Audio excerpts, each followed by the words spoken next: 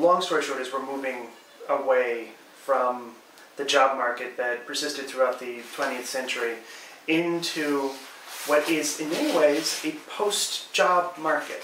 Over the course of the last few decades in the United States, we've become more and more as a workforce comfortable with the idea of having 3 or 4 careers over a lifetime and transitioning between them, perhaps even 7. What that means is that you can look forward to creating a position for yourself that has an end date, the way a lot of kids in Silicon Valley start a company that they expect to run with for about 3 years, and then that company will have run its life cycle. So there's millions of new jobs that we're going to create. They're not going to be like the jobs of the past. They're not going to have the same sense of permanence, the same structure. Right now there's a big emphasis in our politics on defending certain types of jobs and certain types of work. But the marketplace of the 21st century doesn't hold any job to be sacred. The best way to navigate this environment that we're moving into is, number one, be willing to accumulate new skills all the time.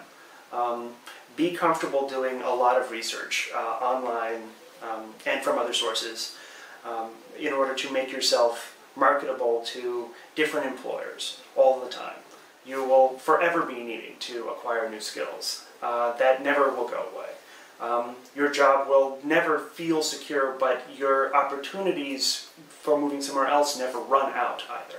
It's going to feel disruptive. This is a tremendous opportunity to reinvent yourself over and over again, to constantly be pursuing new and more interesting goals.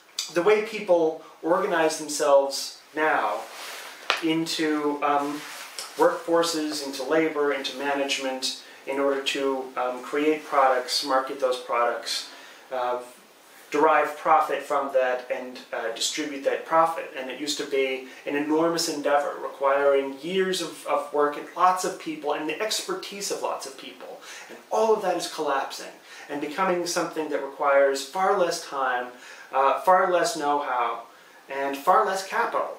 We don't need as many people to do the jobs that did exist. One thing is very clear, it's that the jobs of the 21st century require more know-how and not less. You're going to be learning your entire life. I mean, you're going to have to constantly be learning, so it doesn't just end when you get out the door with a diploma. My advice, though, understand that you're going to need to be able to talk about your skills in a way that extends beyond academics.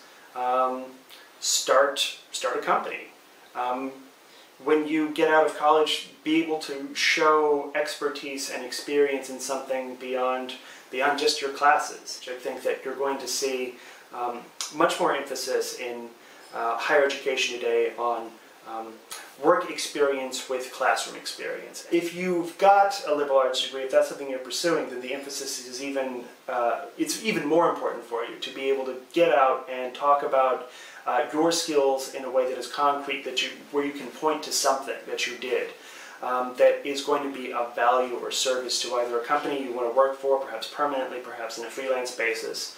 And also the onus is on you to figure out what problems are worth solving and start solving them as quickly as you can. I mean, start applying your intellect to those. If you're majoring in 19th century poetry, you should try, at very least, take a couple linear algebra and calculus classes as well, and probably statistics too. Because no matter what you do with that degree, those are useful skills to have. Don't deny yourself skills just because you're passionate about one thing. Don't short yourself on learning skills, acquiring skills, and acquiring hard quantitative skills too. This is extremely important. You will feel behind if you demur the opportunity to apply your intellectual energy on something that's hard like that. At the same time, when every job has been replaced 9 times by a robot, we'll still be people, and the world is still something worth learning about.